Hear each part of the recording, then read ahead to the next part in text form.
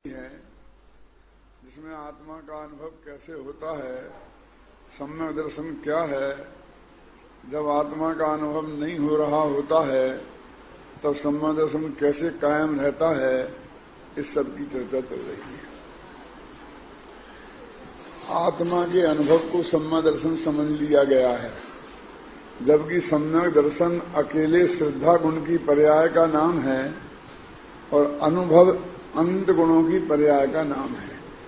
उसमें ज्ञान गुण, आनंद गुण, वीर्य गुण सभी समाहित हैं।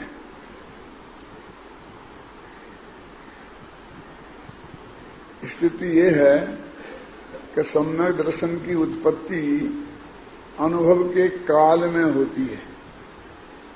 उत्पत्ति अनुभव के काल में होती है, लेकिन उसकी सत्ता को रहने के लिए अनुभव की जरूरत नहीं है। वो अनुभव जो जिसे हम शुद्धोपयोग कहते हैं, अंतर्मुख उपयोग है, तो दूसरे प्रकार का अनुभव मैंने बताया था ना, इन्हें 20 साल का अनुभव है, 25 साल का, वो तो रहता है, लेकिन वो पहले नंबर का अनुभव नहीं रहता है। वो बहुत क्षणिक होता है और फिर उपयोग बाहर आ जाता है। तो इसमें ये शंका होती है हमें कि वो नहीं रहा तो इसे हमारा सम्यक दर्शन छूट गया। और हमको अनुभव की इतनी अधिक महिमा आ गई है कि सम्यक दर्शन की महिमा भी उसके सामने हमारे लिए तरफ फीकी सी हो गई। और सम्यक दर्शन की इतनी आ गई है कि जिसके आश्रय सम्यक दर्शन होता है वो आत्मा हमारी दृष्टि से ओझल हो गया। ये कह रहे हैं कि हमारे जीवन में एक दफे निर्णय हो गया कि ये मेरे पिताजी हैं, ये मेरी माँ हैं, ये मेरे भाई हैं, तो इसके बाद आपको ये रोजाना रटना पड़ता है, आंखें बंद करके सोचना पड़ता है कि कभी भूल जाते हैं। 24 घंटा विकल्प तो नहीं रहता है ऐसा कि ये मेरा भाई है, ये मेरे माँ है, ये मेरे पिता हैं। लेकिन एक दफे निर्णय हो जाने के बाद वो बात ज्ञान में भी 24 घंटा विद्यमान रहती है। यानी श्रद्धा में तो रहती है तो अलग बात है। हम समझते हैं कि जो इसमें ही लिखा है, स्थूल कथन है कि क्षयोपम ज्ञान वालों का ज्ञान एक समय में एक ही वस्तु को जानता है। ये सिर्फ प्रेरणा के लिए है कि तुम यदि दुनियादारी में अपने उपयोग को लगाओगे तो आत्मा में कैसे लगेगा, लेकिन असलियत में ऐसा नहीं है। हम अनेक को जानता है और स्व और पर दोनों को एक साथ जानता है, क्षयोपम ज्ञान में भी, अनुभव के ज्ञान में भी और अभी भी जब अनुभव नहीं कर रहे तब। सुपर प्रकाशक आत्मा का स्वभाव है और स्वभाव उसे कहते हैं जो 24 घंटा जागृत रहे। सोते हुए का नाम स्वभाव नहीं है, समझे ना। जागृत माने पर्याय में प्रकट रहे, उसका नाम है जागृत रहना। तो निगोदिया जीव है ना, इसके पर्याय नाम का सबसे छोटा ज्ञान होता है अक्षर के अनंत में भाग। उसमें भी स्व और पर दोनों जानने में आते रहते हैं 24 घंटा। तो इन दोनों में मतभेद नहीं समझना। जहां ये लिखा हो कि हमारा स्थूल ज्ञान है, एक समय में एक ही बात को जानता है, तो वो इस अपेक्षा से है कि तुम यदि विषय कषाय में उपयोग को लगाए रखोगे तो आत्मा में फिर तुम्हारा उपयोग कैसे लगेगा। इसके लिए वो आता ना, दो मुख सुई सिए न कंथा, दो मग पक्षी चले न पंथा, दो ये काम नहीं होए सयाने, विषय भोग और मोक्ष भी ज्ञान। दो काम एक साथ नहीं होंगे, तुम भोगों में भी मस्त रहो और मोक्ष की जगह पुरुषार्थ भी तुम्हारे चालू रहे, है ना। अभी बहुत स्थूल कथन है। असली बात तो ये है कि चौथे में, पांचवें में दोनों ही चीजें चलती हैं, एक साथ चलती हैं। मोक्ष मार्ग शुरू हो गया चौथे गुणस्थान में, छायक सम्यक दर्शन हो गया, उसमें कोई शंका की बात नहीं है नवीन जी। और उसी काल में 96,000 शादियां कर रहे, 6 खंड की विभूति को जीत रहे और ये खा रहे, पी रहे, उठ रहे, बैठ रहे, ये सब भी चल रहा है और मोक्ष मार्ग भी चल रहा है। पर गजब की बात तो ये है कि उसी समय असंख्यात गुणी निजरा हो रही है। वो आप बोलते हैं गुण श्रेणी निजरा, वो तत्वा सूत्र में एक सूत्र आता है ना, गोमठ सार में भी एक गाथा आती है, सम्यक दृष्टि श्रावक वृतानंत वियोजक आता ना, सम्यक दृष्टि के अनंत असंख्य गुणी निजरा प्रति समय होती है। टोटमल जी साहब ने गोमठ सार में ऐसा प्रश्न किया कि असंख्य गुणी तुम कह रहे, तो गुणनफल किससे लगाना, किससे असंख्य गुणी, समझे ना? उसके पहले तो निद्रा होती ही नहीं है, तो असंख्य गुणी तुमने किससे लगाई है, उसका क्या मतलब है? जैसे कि 0 में चाहे 1 का गुणा करो, चाहे 10 का करो, चाहे 100 का करो, आखिर तो अंक में अंत में 0 ही आना है ना। तो उन्होंने लिखा उसके उत्तर में सम्यक्त के सन्मुख भद्र मिथ्या दृष्टि से। तो उन्होंने अच्छा उससे तो उसके निद्रा होती है कि हाँ होती है, और वो कैसे है? तो सुमित प्रकाश जी आपको समझा रहे हैं कि विशुद्धि में शुद्धि का अंश भी होता है ना। गुरुदेव ने बहुत अच्छा समझाया उसे। जो आत्मा के प्रति अंदर में जो रुचि हुई, शास्त्र और गुरु के मुख से सुनकर अभी अनुभव नहीं हुआ, उसमें इतनी ताकत है कि उससे निद्रा शुरू हो जाती है।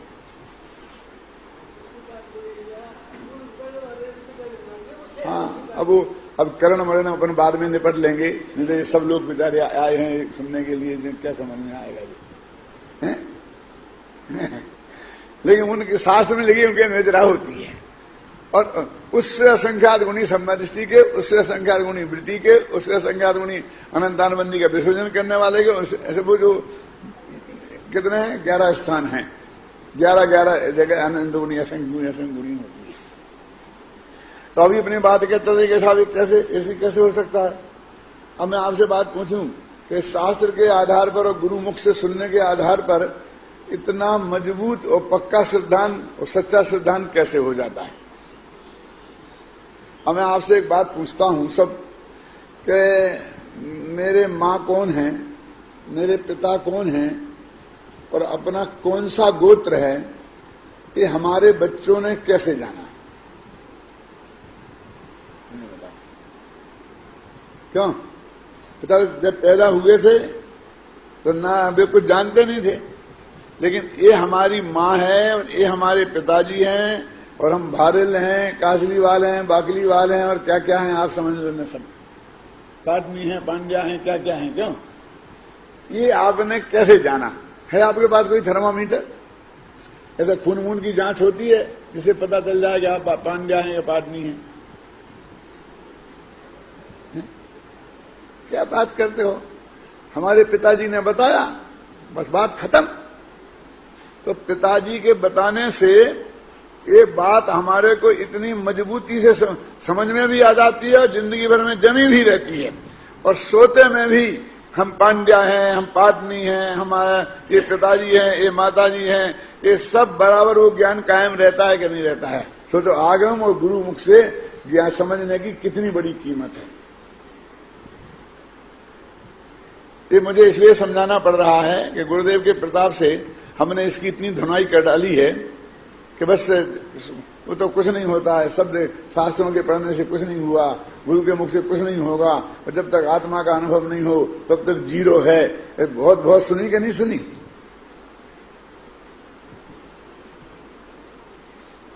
वो तो इसलिए था रमेश जी कि हम उसमें ही संतुष्ट हो गए थे, और उसके आगे बढ़ने का उपाय तो वो आत्मा का अनुभव है ना। जैसे कोई 6वीं 7वीं क्लास में विद्यार्थी पढ़ता है तो उसे गुरुजी बताते हैं कि क्या H2O ऐसा बोलते हैं ना, 2 गैस जो भी हो आप H2O वे मिले तो ऑक्सीजन बन जाती, क्या बन जाती है? जो भी तुम्हारा हो तुम समझ लेना। तो वो जब गुरुजी पहले दिन बताएं तो उसे चुपचाप गुरुजी के कहने से ही माननी पड़ती है, और किताब में लिखी है वो माननी पड़ती है। लेकिन जब आगे की क्लास में जाएगा तो उसे कहिए जब तक तुम प्रयोग करके नहीं देखो, दोनों गैसों को पानी को ऐसा रखो और उसमें से गैस तोड़ दो। क्यों? और अलग अलग हो गई और दोनों को मिला दो फिर पानी बन जाए। तो उसमें जो श्रद्धा आती है वो पहली श्रद्धा वैसी टाइप की नहीं है, सिर्फ इतना बताना है। कल जो मैंने कहा था ना कि वो दवाई खाने का उदाहरण दे करके कि दवा खा के आराम हो गया, उसके बाद जैसी प्रतीति आती है वैसी प्रतीति पहले किसी के कहने से नहीं आती है, लेकिन वो बिल्कुल जीरो हो ये बात नहीं है। क्या नहीं तो ये हमारा सारा व्यवहार खत्म हो जाएगा, फिर हम कहेंगे हर चीज को प्रयोग करके देखो। तो कैसे प्रयोग करके देखेंगे हम? मैं एक जिनवाणी माता के बारे में एक बात कहता हूं, शायद पहले यहां कही कहने की बहुत मार्मिक बात है। वो प्रश्न मैंने अपने गुरु जी से किया था। नन्हे लाल जी सिद्धांताचार्य थे, वो यहाँ बहुत आते थे कलकत्ते में, अरे उसमें आते थे बेलगछिया में भोजन करने। उनसे हमने एक प्रश्न किया था, उन्होंने जो जवाब दिया था वो बात मैं आपसे कह रहा हूं, बहुत मार्मिक बात। हमने उनसे कहा, गोमट साल पढ़ते थे कि साहब इसमें ये सब बातें लिखी हैं सच्ची हैं क्या? लिखी है इतनी गाय, इतनी भैंसें, इतनी छिकनी, इतनी बकरिया, इतना लड़ैया, इतने कुत्ते, इतनी बिल्ली, सबकी संख्या लिखी है। इतने त्रिंज, इतने मनुष्य, इतने देव, इतने नारकी, इतनी स्त्री, इतने पुरुष, इतने नपुंसक। क्यों? और कभी कभी ऐसा लगता है कि जचता नहीं है, क्योंकि जितने स्त्री उतने ही नपुंसक, और नपुंसक दिखते तो है नहीं, है ना? 3 भाव 8 भाव मनुष्य पुरुष में क्या मिलते हैं? पुरुष के, स्त्री के और 8 नपुंसक के। तो इतने नपुंसक के जीव दिखाई देना चाहिए, दिखाई देते नहीं है। तो मैंने कहा ये सब बातें सच्ची हैं क्या? उस वक्त हमने पूछा उनसे, तो उन्होंने जो जवाब दिया वो सुनना। मेरी हिम्मत नहीं है वो जवाब देने की, वो तो हमारे गुरुजी ने हमें दिया था, तुमसे मैं कुछ नहीं कह रहा हूं। उन्होंने कहा कि बेटा एक बात बताओ कि कोई विधवा का बेटा है और स्कूल में पढ़ता है, तो सबके पापा उसे लेने आते हैं, लेकिन उसके पापा उसे कभी लेने नहीं आए, मां आती है। तो लड़के कहने लग गए इसका बाप है ही नहीं, ये बिना बाप का है। क्या चिढ़ाने लग गए, ये बिना बाप का लड़का है। तो लोग पूछे तो कहें तुम्हारा बताओ, नाम बताओ, बाप का नाम बताओ। अब उसको तो घर में ऐसा बताया नहीं गया था, और जब वो इसलिए बेचारा रह जाए तो उसने आकर के अपनी मां से पूछा। समझ लो विधवा थी अथवा तलाक ले लिया था, इतना जोर का झगड़ा हो गया था कि वो उसका नाम भी नहीं लेना चाहती थी। तो उस लड़के ने अपनी मां से पूछा कि मां मेरे पापा कौन है, उनका क्या नाम है?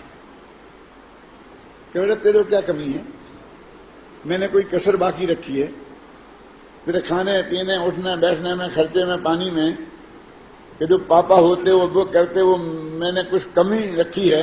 मैं ही तेरी मम्मी हूं और मैं ही तेरा पापा। कि नहीं ऐसा नहीं करेगा, बताना पड़ेगा, क्योंकि सारे मेरे सहपाठी मेरे से पूछते हैं। जरा समझना।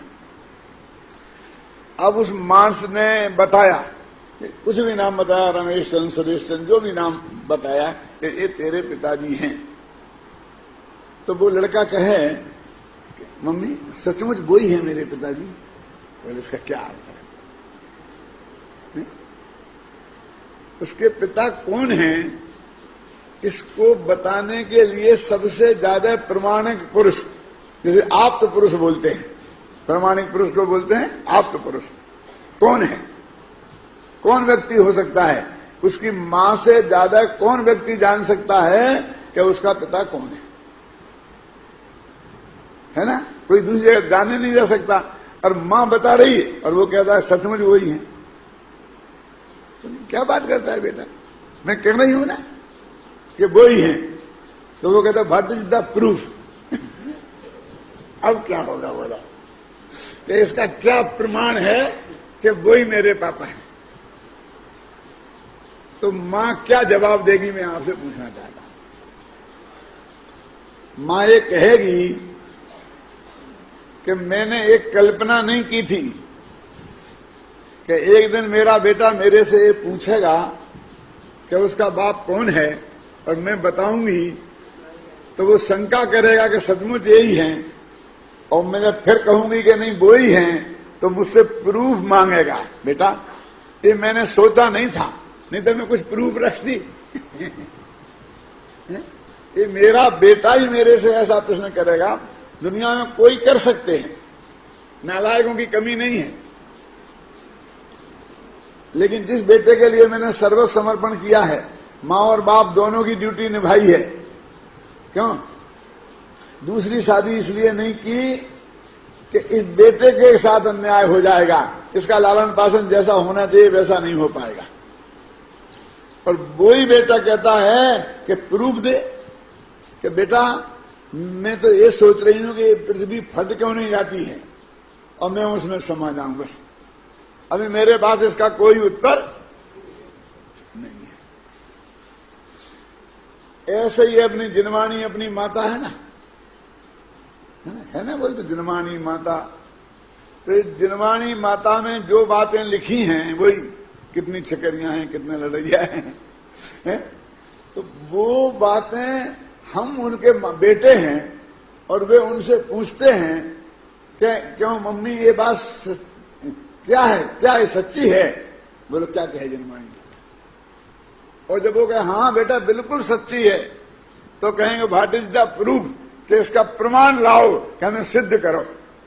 वही हो गई ना, मेरा बेटा बाप कहेगा मैं तेरा बाप हूं, कहते तुम प्रमाण लाओ, सर्टिफिकेट लाओ कि मैं तुम्हारा बाप हूं। बोलो क्या करोगे?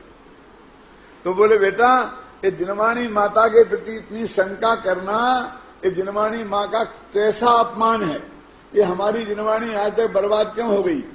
अजैनियों ने इसको जला दी, इसलिए नहीं, हमारी इसके प्रति ऐसी उपेक्षा और ऐसी आशंका, ऐसा शक, इसने जिनवाणी माता को पृथ्वी माता में फट जा और उसमें समा जाने के लिए बाध्य कर दिया। इस उपेक्षा ने इसको बाध्य कर दिया। कोई कितनी जलाएगा? ये मूर्तियां कोई कितनी तोड़ेगा? वो एक तोड़ेगा हम 4 बना लेंगे। बहुरूपणी विद्या सिद्ध हो गई थी ना रावण को, एक सिर काटो 2 हो जाते थे। शास्त्र विरोधी कितने जलाएंगे? अपन कहते हैं ना दक्षिण भारत में बहुत जलाए हैं, ऐसा किया, लेकिन अपन बिना शास्त्र से रहित हो गए। क्यों? और अपने शास्त्र भी कितने हटाए अपने साधर्मियों ने, अपने सगे भाइयों ने। क्यों? एक भाई ने छपाए और दूसरे भाई ने हटाए, जलाए, पानी में फेंके, सब कुछ किया कि नहीं किया? तो अपन शास्त्रों से रहित हो गए होंगे कि जितने शास्त्र आज मुमुक्षुओं के घर में हैं और उनके मंदिरों में हैं, और जितना स्वाध्याय वो करते हैं, मुझे बताओ कौन करता है, किसके पास है? आप अमेरिका चले जाइए यहां से, और 10,000 घर वहां जैनियों के हैं जिनकी लिस्ट मेरे पास है विद एड्रेस। उनके घरों में जाकर तलाशी लीजिए तो किसी के घर में यदि 100 किताबें हैं धर्म की, तो 51 अपने टोडरमल स्मारक ट्रस्ट की होंगी, अकेले की हो, बाकी सबकी मिला के 100। दिगंबर और श्वेतांबर दोनों की बात कर रहा हूं मैं। ऐसे दूसरों के मारने से कोई मरते हैं? ये तो जिनवाणी माता है, ये गौ माता है। देखो उसे कितने मार मार के काट काट के खा रहे हैं, लेकिन उसकी संख्या तिगुनी हो गई है। जितनी थी ना जब भारत आजाद हुआ था, उससे आज गायों की संख्या हिंदुस्तान में तिगुनी है। और शेर जो सबको खाता है, जिसे कोई नहीं खाता है, क्यों? उनकी नस्ल खत्म होती जा रही है। क्या है? तुम समझते क्या हो? ऐसे दूसरों के नष्ट करने से कोई नष्ट नहीं होते हैं। हमारी उपेक्षा जिस दिन होगी उस दिन हम नष्ट हो जाएंगे। इस तत्व ज्ञान के प्रति हमारे अंदर से उपेक्षा होगी तो हम नष्ट हो जाएंगे। तो देखो हमने कितनी बातें अपने माँ बाप के कहने से मान रखी हैं, और मैं माँ बापों की इज्जत खराब नहीं करना चाहता हूं, फिर भी इतना अंदाजा तो हम लगा ही सकते हैं कि ऐसे माँ बापों की भी इस दुनिया में कमी नहीं है जो 7 व्यसनों में पारंगत हैं। क्यों? रोजाना 3 बोतल पीते हैं, ऐसे माँ बाप नहीं है जगत में? बोलो, हमसे ज्यादा आप जानते हैं। है कि नहीं? बोलिए। तो भी जो 3 बोतल पीने वाले बाप ने अपने बेटे से कहा कि मैं तेरा बाप हूं, अपन फलाना है, ये कोई गोत्र का नाम लिया, समझ गया ना? तो उसने उस पर आज तक शंका नहीं की। और जिन मुर्जादों ने, संतों ने सारे जीवन भर झूठ नहीं बोलने की प्रतिज्ञा ली है, सत्य महाव्रत लिया क्या नहीं? और उनने जो बात कही, जिनवाणी माता में जो बात उन्होंने लिखी, उसमें हम शंका करते हैं। इस संदर्भ में एक बात और मार्मिक कहता हूं। आजकल हमारे बड़े बड़े विद्वान, जो खासकर डॉक्टर नाम से जाने जाते हैं, 2 तरह के विद्वान हैं, एक डॉक्टर और एक पंडित। अब दुर्भाग्य से मैं डॉक्टर भी हूं, पंडित भी हूं, इसलिए कोई डॉक्टर हो तो नाराज मत हो जाना, मैं भी हूं ना तुम्हारी जात में शामिल। तो इस सचमुच गहरा अध्ययन तो उनको बिल्कुल है नहीं, और ऐसी बातें करते हैं। कोई महावीर जयंती पर व्याख्यान देने आएंगे कि हमारे 3 तीर्थंकर ऐतिहासिक सिद्ध हो गए हैं, इतिहास से सिद्ध हो गए हैं। इस गौरव के साथ में अब महावीर ने जैन धर्म चलाया था, ये बात सच्ची नहीं है। अब हम पारसनाथ तक पहुंच गए हैं, हम नेमिनाथ तक पहुंच गए हैं। क्या शिलालेख मिला है, ऐसा हुआ है, इतिहास में मिला है। ऐतिहासिक तीर्थंकर बोलते हैं उनको, और बाकी पौराणिक। आप समझते हो कि इसका मतलब? बाकी पौराणिक माने गप्पें, लिखी हैं कि नहीं है हमें कोई पता नहीं है, कोई हमारे पास प्रूफ नहीं है। आप देख लेना जाकर के, 1-2 की नहीं, सैकड़ों विद्वानों के लिखे हुए लेख मिल जाएंगे और भाषण। मैं उनसे एक बात कहता हूं वहीं जाकर के, आपको तो सिर्फ बता रहा हूं। क्यों भाई साहब? इतिहास ने कैसे सिद्ध किया ये 3 तीर्थंकरों को? अरे शिलालेख मिले हैं। सबसे प्राचीन मूर्ति 2200 वर्ष की हमारी है, मोहनजोदड़ो में।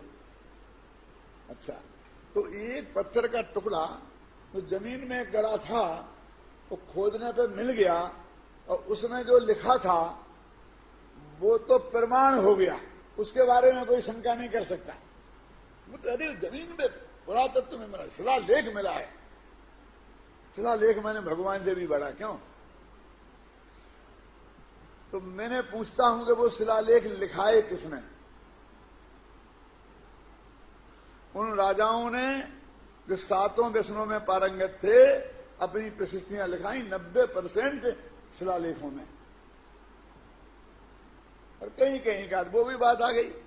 अब जो चीज इस वक्त थी तो कभी फलाने आदमी भी इस वक्त थे, तो 7 व्यसनों में पारंगत, अपनी प्रशंसा के चाहे करने वाले उन राजाओं के द्वारा लिखा हुआ वो शिलालेख तो हो गया प्रमाण।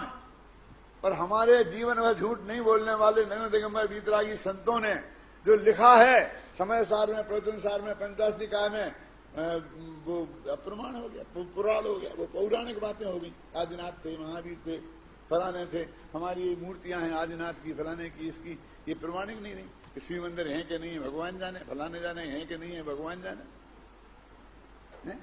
क्यों? तो ये जो हमारे अंदर अश्रद्धा पैदा हो गई है, ये हमारे धर्म को लिए खतरनाक है। अरे भले आदमी, तुम तो कहो तो हमारे 24 तीर्थंकर हैं। सबसे पहले आदिनाथ थे इस जमाने में, और उसके पहले भी अनादिनाथ थे। क्यों? अनादिकाल से तीर्थंकर होते आए हैं। क्यों? और भगत होते आए, कई 24 थी। अपने शास्त्र में ये बात लिखी है, वो तुम्हारे मुंह में, विद्वानों के मुंह में नहीं आती है। इसे तुम गौरव की बात नहीं समझते हो। तुम ये नहीं कह सकते हो कि अरे जो सेनाचार्य ने लिखी, क्या बात करते हो, इसमें तुम्हें गौरव नहीं आता। पत्थर पे निकल आई, उसमें तुम्हें खराब गौरव आता है। क्या फर्क है पत्थर और कागज में? जो कागज में लिखी है वो पत्थर पे लिखी है। क्यों? इसलिए हम इस बात को मानने के लिए तैयार। मेरे कहने का मतलब ये है कि जिनवाणी माता पर, उसके विशेषज्ञों पर ऐसी श्रद्धा के साथ इसका स्वाध्याय करेंगे तो वो वस्तु हमें प्राप्त होगी। और उस पर अविश्वास से कोई चीज शुरू करेंगे तो समझ लेना वहां कुछ भी होने वाला नहीं। लोग का व्यवहार भी विश्वास के कारण चल रहा है। अब वही ये रही बात है। अब क्या कि सम्यक दर्शन की बात है कि सम्यक दर्शन में अपना आत्मा मैं कौन हूं और उससे भिन्न पदार्थ क्या है। वे कौन से भिन्न पदार्थ कि जिन्हें धोखे से आत्मा समझ लिया गया है। तो आत्मा माने जीव और अजीब माने क्या है, सारी दुनिया के नहीं, सारी दुनिया नहीं, तत्व में नहीं है, अजीब द्रव्यों में सारी दुनिया है। अजीब तत्व क्या है, साधना। जिन्हें धोखे से जीव समझ लिया गया है उन चीजों का नाम है अजीब। जीव है नहीं तो वो हमारे पुण्य पाप की वजह से शरीर हमारे संयोग में आया, स्त्री पुत्रादि आए ख्याल में है ना, और इनको हमने समझ लिया कि ये जीव है, वो अजीब है। इसलिए कहते हैं कि जीव को जानने के लिए ये जीव है और ये अजीब है इतना तो जानना ही पड़ेगा ना। अब आत्मा में उन अजीबों के स्त्री पुत्रादि के लक्ष्य से जो रागदेश के भाव होते हैं, अब उन्हें अपने में शामिल करना के नहीं। पैदा तो अपने नहीं हुए, बोलो, पैदा तो अपने में ही हुए ना। तो दो उदाहरण दिए हैं आचार्यों ने, दो उदाहरण दिए हैं कि काई जल में पैदा होती है लेकिन जल का मैल है इसलिए जल नहीं मानी जाती है। लाख पीपल में पैदा होती है लेकिन पीपल की घातक है इसलिए उसे वो पीपल नहीं मानी जाती है। ऐसे आत्मा के लिए रागदेश घातक हैं, आत्मा के मैल हैं, इसलिए उन्हें आत्मा नहीं माना जा सकता। अपने आत्मा में हम उन्हें शामिल नहीं कर सकते कि भले ही हमारे यहां पैदा हो गए होंगे क्या नालायक है ना। तो नालायक बेटे को बाप अपना बेटा कब मानता है, अखबार में निकाल देता है, इस नालायक से मेरा कोई संबंध नहीं, इससे कोई लेन देन करेगा तो मैं उसका जिम्मेवार नहीं हूं। तेरा बेटा है, कैसे नहीं है तू, क्यों कि नहीं ये नालायक है तो मैं घोषणा कर देता हूं। कि तेरे घोषणा करने से क्या होता है, वो तो बेटा जैसे बेटा कहलाता है वैसे वो है कि नहीं फिर भी मैं घोषणा कर सकता हूं। पैदा तो तेरे पत्नी के घर में, तेरे घर में वहीं हुआ है ना, हुआ होगा, लेकिन मैं अपना नहीं मानता।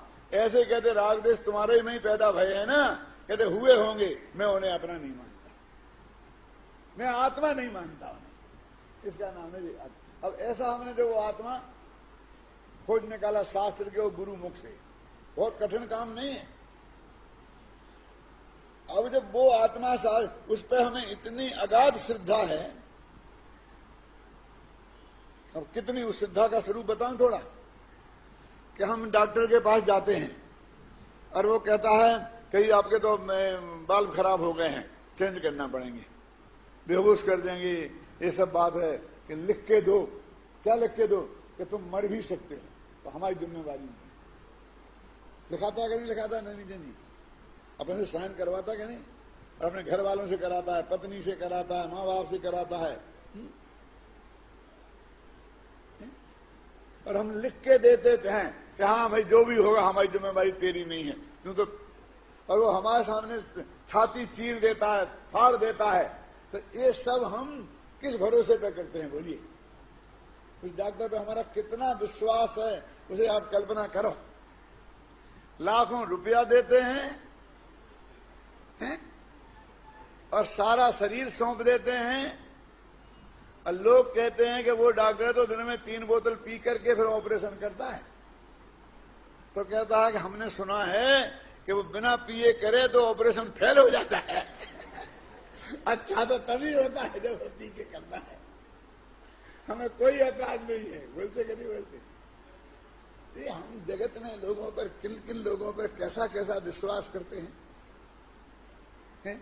अरे आचार्यों पर, शास्त्रों पर विश्वास करने के लिए हमें मीन मेघ निकालते हैं। क्या करें ऐसे लोगों से बात, यानी बात विश्वास से शुरू होती है। हमें समझाओ और हमारा गला पकड़ने को फिरते हैं, ऐसा नहीं चलता। ये सच्ची घटना बताता हूं, ये मेरे साले हैं, वो भी डॉक्टर हैं, यहां भी आए हुए हैं, उनका नाम है राजेंद्र बंसल। तो बहुत पुरानी बात, 30-40 साल पहले वो उनको थोड़ी आत्मा की रुचि जगी, तो मेरे पास आए घर 15 दिन की छुट्टी लेके कि जरा समझूंगा मैं। तो रोज ही ना 1 घंटे 2 घंटे माथा खराब कर दे। तो एक दिन मैंने समझाया, बोले आत्मा है, इसका क्या प्रूफ है? मुझे दिनवाणी में लिखा है, ये लिखा है ना, हम नहीं मानते, आप तो ऐसे सिद्ध करिए। मैंने कहा ऐसा है कि हमको उन लोगों को ही समझाने का भाव आता है जिन्हें जिनवाणी पर भरोसा है, जिनेंद्र भगवान पे भरोसा है और हम पे भरोसा है। बाकी जिन लोगों को किसी पे भरोसा नहीं है, उन्हें हमें समझाने का भाव नहीं आता।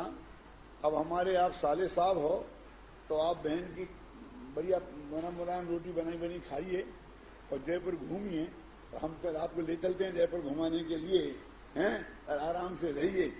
ये चर्चा तो तब होगी जब तुम कसम खा के ये कहोगे कि हमें सच्चे देव पर भरोसा है, शास्त्र पर भरोसा है, गुरु पर भरोसा है, ज्ञानियों पर भरोसा है। बोले क्या बात करते हो, हम इतनी दूर से आए 15 दिन की छुट्टी लेकर आपसे समझने, तो आप पे भरोसा नहीं होता तो हम क्यों आते? मैंने कहा आए होगे, लेकिन कह तो ये रहे हो कि हम किसी को नहीं मानते। मैं दिलवानी कहना इसको, और आत्मा मान लो है ही नहीं, तुम तो सिद्ध करो। मुंह से तो ये बोल रहे हो कि भरोसा नहीं है, हम कह रहे भरोसा है ना, तो हम कह रहे मान लो ना। क्यों? शास्त्र का लिखा हुआ बताते हैं, मान लो ना। यहां से बात शुरू करोगे तो हम ना समझा सकते हैं ना तुम समझ सकते हो। श्रद्धा से बात शुरू होगी तो हम समझा भी सकते हैं और तुम समझ भी सकते हैं।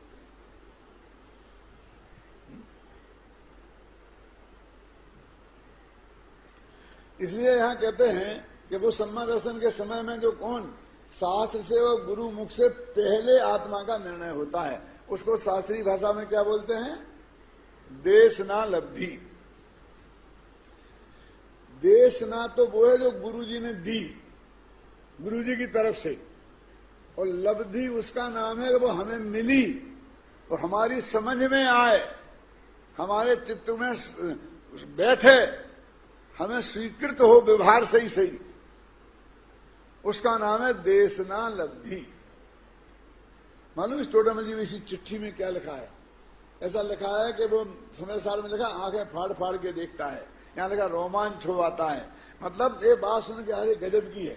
टोटामल जी ने मोक्ष प्रकाशक में तुम्हें देशना लब्धि प्राप्त हुई कि नहीं, इसके 5-6 लक्षण लिखे, पहचान लेना।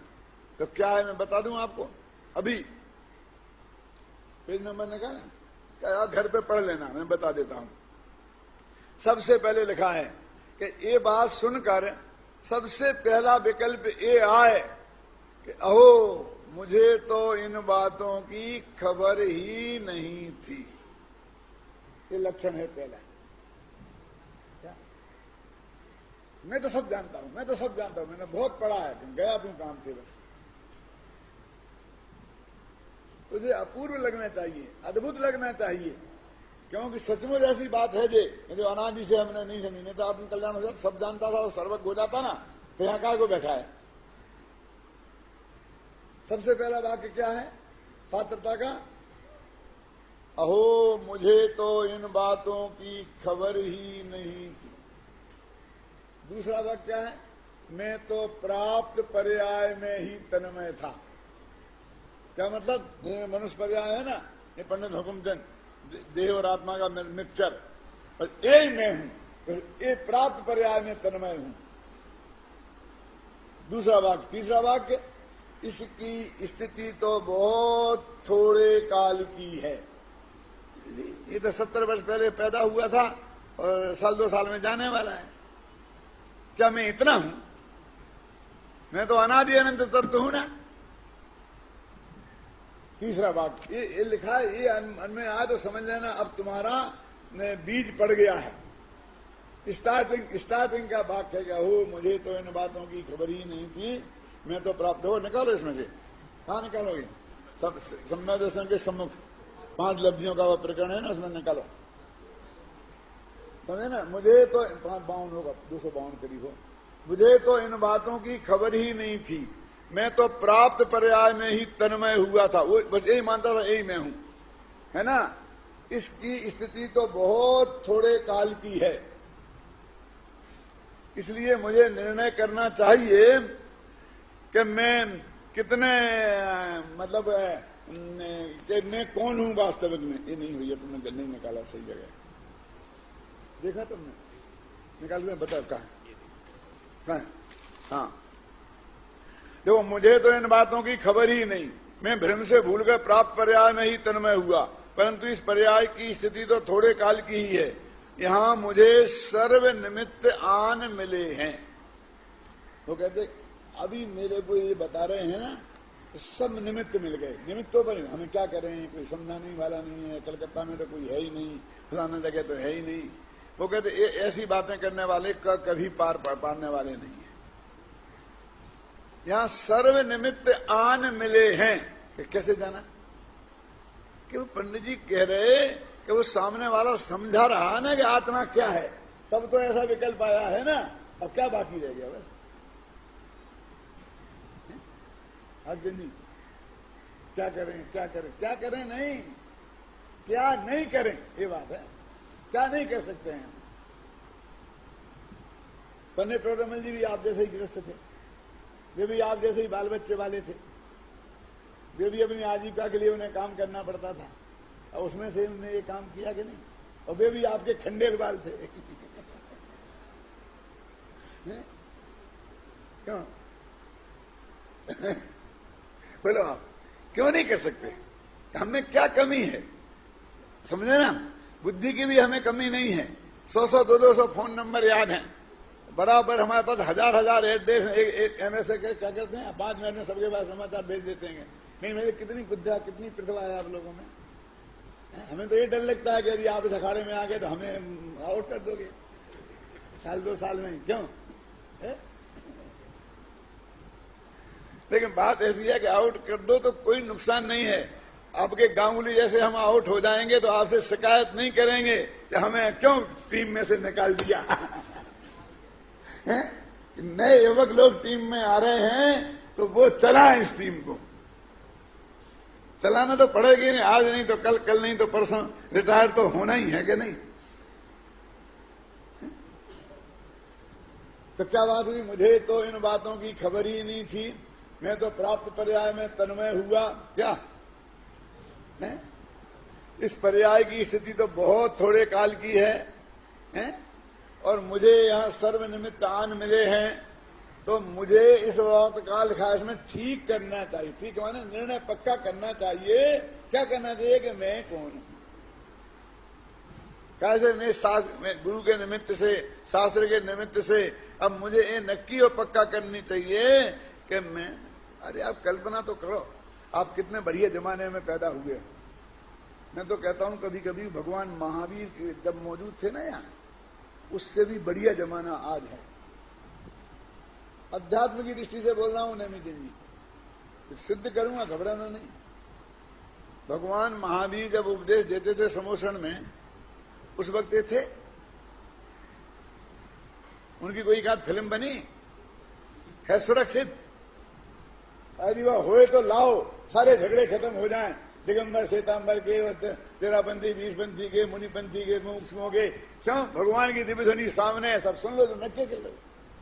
तो वो दिन ऐसे नहीं थे और आज ऐसे हैं। मैं बदल नहीं सकता हूं कि मैंने ऐसा नहीं कहा था। क्यों? कैसेट बन रहे हैं, टीवी बन रहे हैं, सब कुछ नहीं, कोई मेरे पास रास्ता नहीं है। और आप चाहो तो घर पर दिन में चलाओ, यहां बंस मोर करने की जरूरत ही नहीं है। अब 25 दफे बंस मोर करो ना, बोलो ऐसा जमाना आया जैसा उस वक्त था। कांजू स्वामी के 8,500 घंटे के कैसेट मौजूद है, महावीर का एक भी नहीं। क्यों? महावीर का होता तो अपन लड़ते नहीं ना, नहीं लड़ते तो अपन तब भी, क्योंकि लड़ते उनकी वजह से नहीं, लड़ते हम अपनी कसाई की वजह से हैं। स्वामी जी के 8,500 घंटे के टेप हैं और फिर भी हम लड़ते हैं ना। फिर भी लड़ते हैं कि नहीं लड़ते हैं? यदि ऐसा निबटता होता तो निबट जाता ना, क्योंकि लड़ते तो हम कसाय से हैं, ख्याल में है ना। वो कसाय खत्म हो तो लड़ाई खत्म हो। तो ये क्या कह रहा हूं मैं, सम्मा दर्शन की प्राप्त करने की विधि बता रहा हूं आपको। फिर निकालो भी हमारी पुरानी जगह। हाँ, क्या चल रही कि वो कहते हैं कि ये पहले गुरु के मुख से और शास्त्र के मुख से बिल्कुल सही तत्व ज्ञान करे, वो पहले हो जाएगा। ऐसा नहीं, देखो ये बहुत कहते हैं वो तो अनुभव होगा तभी सही होगा, तभी सही होगा। नहीं, नहीं सही, तब तो सम्यक होगा, तब तो सील लगेगा, राष्ट्रपति साइन करेगा, तब तो वो कानून बनेगा। लेकिन बिल तो पास हो ही गया है लोकसभा में और राज्यसभा में, क्यों? तो राष्ट्रपति काय पे साइन करेगा? उसी पे ना जो लोकसभा में और राज्यसभा में पास होके गया है। तो वो सच्चा है कि नहीं? वो सच्चा है, लेकिन वो सर्टिफाइड होगा राष्ट्रपति के साइन से। अनुभव से तो ये सर्टिफाइड होना बाकी है, इसमें रंच मात्र भी गलती नहीं होना चाहिए। इसके लिए एक बात और मैं कहता हूं कि कितना एक्यूरेट ज्ञान होना चाहिए शास्त्र के गुरु के माध्यम से, तब सम्यक दर्शन होगा। एक गैंग्रीन नाम की बीमारी होती है ना, तो कहते जहां उंगली वगैरह में होती है तो जल्दी बहुत तेजी से फैलती है, जल्दी से जल्दी काट दो उसे तो वो आगे ना फैल पाए तो बच जाए, और नहीं सारे शरीर में फैल जाए तो आदमी मर जाएगा, फिर कोई इलाज नहीं।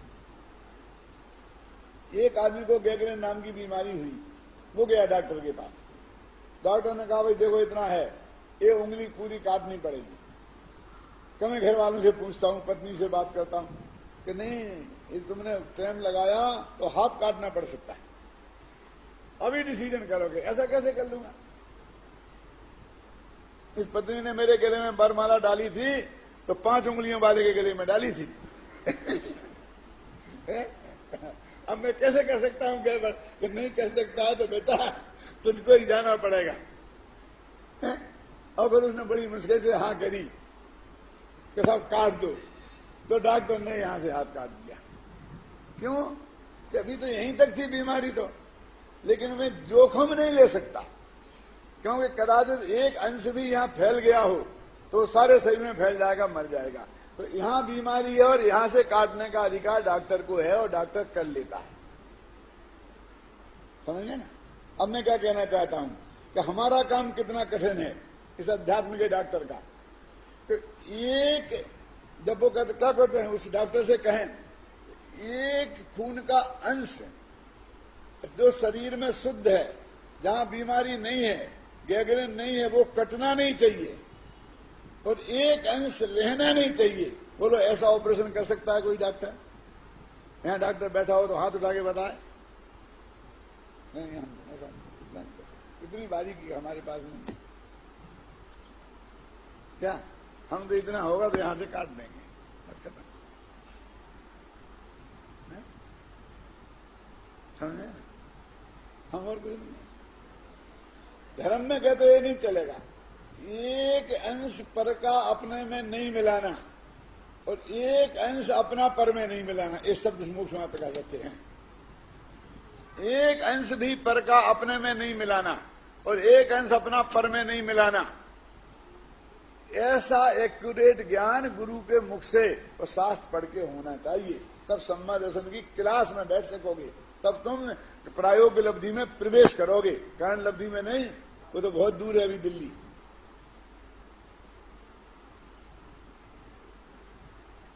केवली भगवान जैसा निर्णय यहां हो जाता है देशना लब्धि में। प्रत्यक्ष परोक्ष का अंतर रहता है, सिर्फ इतना ही फर्क है कि उनने खुद देखा है और हमें देखने वाले ने बताया है, हम उसे सुन के जान रहे हैं। जान तो दोनों ही रहे, नहीं जानने की बात तो है नहीं। क्यों? अभी आप कंप्यूटर पे देख के आए कोई चीज तो आपको मालूम है भाई क्रिकेट मैच में इतने विकेट हो गए, इतने गिर गए, और आपने हमें यहां बता दी। क्या फर्क है? ज्ञान तो दोनों का सच्चा ही है कि नहीं है? तुमने देखा है और हमें तुमने बताया है। तो भगवान ने साक्षात देखा है और उनने हमें बताया है, तो हमारा ज्ञान भी ज्ञान है और उनका ज्ञान भी ज्ञान है। समझे ना? तो ये आपको परोक्ष माने दूसरों से सुनकर और दूसरों अपने शास्त्रों में से पढ़कर ये निर्णय करना पड़ेगा। अब मैं आपसे पूछता हूं, आगे बढ़ूं कि पीछे? थोड़े पीछे चलते हैं। आगे तो अपन कई दफे बढ़े हैं, पीछे चलते हैं। कैसे कि जब शास्त्र में पढ़कर हमें ये निर्णय करना है और गुरु के मुख से सुनकर ये निर्णय करना है, तो पहले गुरु और शास्त्र को भी समझना पड़ेगा कि नहीं, कि चाहे जो कहीं कि वो भी इसका विशेषज्ञ है कि नहीं, और जो शास्त्र में भी ये बात लिखी है कि नहीं। हमारा ये दुर्भाग्य है कि हमारे ये शास्त्र है ना, इस शास्त्र में भट्टारक युग में बहुत सी कहानियां लिखी गई और उनकी एक ही स्टाइल है, हजारों कहानियां हैं। आप कहो तो वे सारी कहानियां मैं आपको 2 मिनट में सुना सकता हूं। सुना दो, हर कहानी यहां से शुरू होगी। जम्बू दीप दीपन में सार और भरत क्षेत्रता में सुखकार, एक समय विपुला चलतीर और समूह शरण आयो महावीर। और फिर राजा शरण आए उनके यहाँ, उन्होंने पूछा कि महाराज आज तो मैं धन कुमार जी की कहानी सुनूंगा। तो महाराज ने धन कुमार जी की कहानी सुना दी। दूसरे ने कहा मैं सुदर्शन जी की कहानी सुनूंगा, तो वो सुना दी। तीसरे ने कहा मैं महेंद्र की कहानी सुनूंगा, तो उन्होंने वो सुना दी। वो जो भी कुसुमानियों की गप्पे उन्होंने लिखी हैं, कुसुमानियों गप्पे नहीं है, लेकिन वो तो ऐसी ऐसी है, मैं अभी आपको बताऊंगा तो आपके पैरों में ये जमीन खबर जाएगी। अब आप पूजन का अर्थ करो, मैं कहानियों का अर्थ क्या करूं, द्वारा बुलाओगे कि नहीं बुलाओगे ठिकानी नहीं है ना। तो उसमें उनको तो वे शास्त्र हो गए हमारे, क्योंकि सब लिखा है। भगवान महावीर ने सैनिक के पूछने पे ही बताया था। उस लेखक ने ऐसा लिख दिया तो हमारे लिए वे तो शास्त्र हो गए। लेकिन तत्वासुद वाले ने नहीं लिखा, समय सार वाले ने नहीं लिखा कि भगवान महावीर के पास उन्होंने गौतम स्वामी ने पूछा था, उन्होंने ये जवाब दिया था। उन्होंने अपनी सीधी लिख दी, बंदे तू सब सिद्ध है, और समय है ये सो समय है, पर समय है, ये समझ से ज्ञान चारित्राणी मोक्ष मार्गा। तो हमारे लिए वह किताब हो गई। और किताब भी हमने फिर इतने छोटे से आकार में छपा ली तो वो गुटका हो गया, और गुटका को जेब में रख ली, तो हमारे लिए कोई मतलब नहीं। और वे शास्त्र जो जिनमें वे कहानियां लिखी हैं वो बिना जिल्द के बंधे ऐसे बांधे, ऐसे खोल खोल के शास्त्राकार, उसका नाम ही क्या रखा। और हमारे लिए जो असली किताबें हैं, तत्वासूत्र है, समय सार है, वे तो किताबें होके रह गई। और वो जिनमें कुछ दम नहीं है, एक अक्षर सत्य नहीं है। घबराना नहीं, बहुत सोच समझ के कह रहा हूं, मैं भी जानता हूं कि सब बन रहा, वो भगवान के शास्त्र होगा। मैं नमूना बताऊं, मैं रिसर्च कर रहा था पंडित टोडरमल जी पर, तो उदयपुर के शास्त्र भंडार में मुझे एक छोटी सी किताब मिली, बहुत बिल्कुल सड़ी गली थी और 125 वर्ष पहले छपी थी वो, और थी 200-250 वर्ष पुरानी, 125 वर्ष पहले छपी थी और वो सड़ गई थी बिल्कुल। तो उसमें किताब का नाम था मिथ्यात्व खंडन। किताब का नाम था मिथ्यात्व खंडन। अब मैंने उसे पढ़ी तो उसमें क्या लिखा, वही एक जम्बू दीप दीपन में साथ जो मैंने बताया ना, उसी स्टाइल में। तो राजा सैनिक ने भगवान महावीर से, गौतम स्वामी से पूछा क्या कि पंचम काल में धर्म को भ्रष्ट कौन करेगा। तो उन्होंने कहा कि जयपुर में एक टोडरमल होगा और वो इसे भ्रष्ट करेगा। ऐसा उस किताब में भगवान महावीर ने सैनिक से कहीं बोला। समझ में, ऐसी एक दो नहीं, ये माताओं बहनों को काबू में रखने के लिए हजारों कहानियां ऐसी हैं। कैसी कि एक लड़की थी, तो वो एक मुनि महाराज बैठे थे, अथवा वो दर्पण वर्पण से बाल माल ऊंच रही थी, महाराज आ गए तो उसने बड़े मुंह टेढ़ा करके जरा उपेक्षा कर दी, तो उसके फल में नरक गई। फिर एक दुर्गंधा औरत हुई, फिर नरक गई। फिर एक बहुत बदसूरत गरीब के घर में हुई, फिर 5-6 दफे वो नरक और 5-6 दफे में दुर्गंधा लड़की। बिल्कुल एक स्टाइल में सैकड़ों कहानियां ना मिले तो मेरा नाम नहीं। फिर किसी मुनिराज के पास गई तो उनने बताया कि तूने मुनियों की निंदा की थी, उपेक्षा की थी, इसलिए तेरी ये दुर्दशा हुई। अब तू ऐसा कर ऐसा कर ऐसा कर, विधि बता दी और उसने मुनि महाराज की भक्ति करी और वो किए से फटाफट स्वर्ग, फिर मनुष्य, फिर स्वर्ग, 5-6 डुबकी स्वर्ग मनुष्य की लगाई और फिर वो मोक्ष चली। हर कहानी इस स्टाइल पे लिखी है, हजारों कहानियां पढ़ी है मैंने गहराई से, जब कह रहा हूं मैं। अब वे हो गए शास्त्र हैं और वे हो गए गुरु। तो ये डिसीजन करना पड़ेगा कि गुरु कौन और शास्त्र कौन है। सब हम कैसे निर्णय कर सकते हैं, हम तो साधारण गृहस्थ हैं, ये तो महाराज का हम निर्णय क्या करेंगे, ये सारे देश में चलता है। तो वही तरकीब यहां भी लिखी है, वही पेज फिर निकालो, इसमें लिखी है जांच करने की तरकीब। इसमें कोर्स लिखा है कि आत्मा के अनुभव करने के पहले क्या क्या चीजें समझना चाहिए। तो कोर्स आप पढ़ लो और वो जो समझा है वो गुरु, और वो ना समझा के वहां की गप्पे मारे वो गुरु नहीं, बस खत्म। देखो कोर्स बताऊं कहां मिल गया, देखो लंबा था, कितना चौड़ा था, समझो तो बहुत बढ़िया, नहीं समझो तो चलेगा। आदिनाथ के बाप का नाम क्या था, याद हो तो बहुत बढ़िया, और नहीं हो तो चलेगा, समझे ना।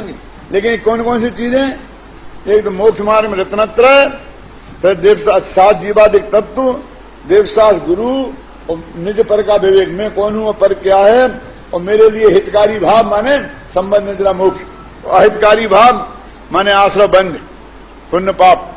ये समझ है, इतना समझ है बस, तो एनर्जी हो जाएगी। अब ये समझा है वो गुरु, अब इनकी बातें ही नहीं करें, इनका नाम लेते ही बिच गए। आत्मा का नाम लेते ही करंट लग गया हो। मैं सच्ची घटना बताता हूं, मुंबई में मेरे लड़के रहते हैं, तो वो है ना कौन सा वो 3 मूर्ति, वहां कोई महाराज आए थे, तो वहां वो लोग भी गए, तो वहां बैठ गए, तो उनसे बातचीत पूछी गई, तो पूछने देने बीच में मुझसे आत्मा शब्द निकल गया, है तुम कौन हो, तुम कौन, तुम समझिए कौन हो, क्या है तुम, तो कहा हम तो जयपुर के समझ, जयपुर के हो, क्या तुम्हारे पिता का नाम, डॉक्टर मुझे बोले करंट लग गया, सच बोलता हूं, करंट लग गया।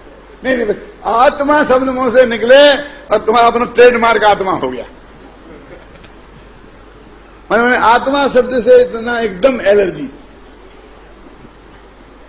तो इसलिए कहते देव गुरु के बारे में, शास्त्र के बारे में निर्णय करना पड़ेगा, क्योंकि वो ही तो समझाएगा ना सम्मत दर्शन का विषय क्या है। जो सम्मत दर्शन का विषय बताए वो गुरु, और जिस शास्त्र में सम्मत दर्शन की विषय भूत वस्तु लिखी हो वो शास्त्र, तो सदगुरु और सत्साध। मैंने उसमें दिए परिभाषा निमित्त उपादान नामक किताब में, मैंने ये किताब लिखी है निमित्त उपादान पर, उसमें सदगुरु कौन है, सत्शास्त्र कौन है ना। नहीं साहब वो तो पिछी कमंडल वाले वो गुरु हैं और नंग नंगे वे गुरु हैं। अरे भाई हमें तो देवशास्त्र वाले गुरु की बात नहीं है, अब हमें तो ये आत्मा समझना है, तो उसके लिए पंडित हुकुमचंद वाले गुरु की बात है। तो महाराज आएंगे तुम्हारे घर पे पढ़ाने, तुम कहोगे फटाफट तो प्लेन में बैठ के आ जाएंगे। ये तो हमें तब तो जब ही तक मिलते जब तो हम महाराज नहीं बने। क्यों, मतलब आपको पढ़ाएगा कौन? 24 घंटा 12 महीना शास्त्र सभा कौन चलाएगा, 12 महीना पाठशाला कौन चलाएगा, ये शास्त्र कौन छपाएगा, ये शास्त्र कौन लिखेगा? तो मालूम तू था क्या नहीं था, जतीश भाई थे वहां पर, वो कौन सा केसरी में पंच कल्याणक था। अब हम एक महाराज साहब मिल गए और हमने थे, तो रोजीना धुनाई और रोजीना धुनाई पंडितों को नहीं, पंडित ऐसे पंडितों की बहुत धुनाई हुई पंडितों की। तो मैंने एक दिन प्रवचन में कहा भैया एक कैसेट बना लो और मेरी ये कैसेट महाराज जी को जाके दे देना, और फिर महाराज जी कहेंगे जैसा मैं करूंगा। मैंने उस दिन उसमें यही कहा कि भाई आप पंडितों के प्रति इतनी उपेक्षा भाव बताते हैं, तो इस सारे देश में दैनिक पाठशालाएं चलेंगी भी आप चलाएंगे,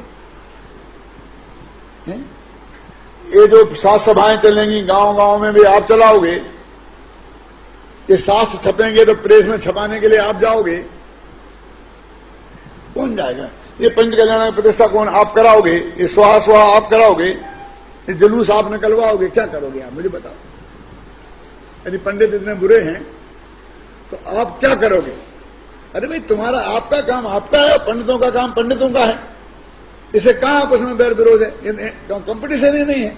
कंपटीशन हो तो पंडित की पंडित से होगी और महाराज की महाराज से होगी, हमारी तुम्हारी क्या की कंपटीशन?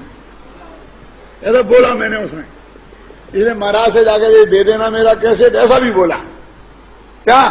और महाराज फिर कल कहें कि भाई हमें नहीं, तुम भाग जाओ तो हम कल चले जाएंगे।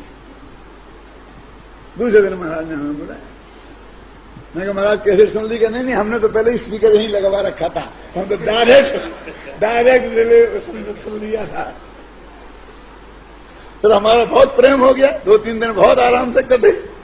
ज्यादा लंबी कहानी में आपसे नहीं सुनाना चाहता हूं। अरे क्या, कोई किसी की प्रद्वंदता है ही नहीं। हम जो काम कर रहे हैं वो आप नहीं कर सकते, जो आप कर रहे हो हम नहीं कर सकते। यदि प्रद्वंदता हो तो 2 पंडितों में आपस में होगी, 2 सेठों में आपस में होगी, 2 मुनिराजों में आपस में होगी। सेठ की और पंडित की काहे की प्रद्वंदता? सेठ की और मुनिराज की काहे की प्रद्वंदता? सेठ की मुनिराज की और पंडित की काहे की प्रतियोगिता? वे तो बिल्कुल अलग अलग क्षेत्र में है, हम तो किसी के प्रतिद्वंदी है ही नहीं। ख्याल में है ना? इसलिए कहते हैं देव शास्त्र गुरु के माध्यम से ये जो तत्व मैंने कोर्स बताया ना, इसका नाम एक चीज समझे जिसमें अपना आत्मा मुख्य है, वो देशना लब्धि। और इतना पक्का निर्णय हो जाए, उस डॉक्टर को ये सुविधा है कि यहां बीमारी हो तो यहां से हाथ काट दे, लेकिन इस डॉक्टर को ये सुविधा नहीं है। एक भी रंच मात्र पर पदार्थ आत्मा न समझ लिया जाए और आत्मा का एक अंश पर में शामिल नहीं कर लिया जाए। अब वो कैसे? 1 सेकंड में अब बात खत्म करता हूं। मैं उपदेश देता हूं कि मैं गोरा भूरा हूं, तो शरीर है गोरा भूरा और मैंने बोला तो ये मैंने शरीर को आत्मा समझ लिया, ये नहीं चलेगा। वाणी निकली भाषा वर्णना से और मैंने बोला तो ये नहीं चलेगा, क्योंकि मैंने उस वाणी का कर्ता मैं बन गया। वो है जड़ और मैं हूं चेतन। अब उल्टा लगाओ कि जो काम था जड़ का और मैंने किया, इसे मैंने वाणी में बोला, जड़ का काम था और मैंने किया। अब उल्टा, काम था मेरा और किया जड़ ने। क्या काम था मेरा? तो जानना देखना मेरा काम है, समझे ना? और हम कहते हैं आंखें देखती हैं, कान सुनते हैं। अरे आंखें देखती हैं कि आंख के माध्यम से आप देखते हो? देखने वाला पीछे अलग बैठा है। आंख तो चश्मा है। तो ये मिलावट हो गई, ये नहीं चलेगी। आत्मा ज्ञानादि गुणों का पिंड है और शरीर आदि रूपाधिक रस शरीर के हैं, भाषा शरीर की पुद्गल की है, ये मैं नहीं हूं। ऐसा पक्का सच्चा निर्णय देशना लब्धि में हो, और फिर वो जो भगवान आत्मा ज्ञान में आया, जिसमें विकल्प में आ गया अपनापन। अब बोलते इस विकल्प से निर्विकल्प कैसे होगा, ये प्रश्न है इसमें। किन्ने जो मुल्तान वालों ने पूछा, क्या है विकल्प से निर्विकल्प कैसे होता है, ये जो प्रश्न इसमें आया, इसकी इतनी पूर्व भूमिका है। तब बात आगे चलेगी।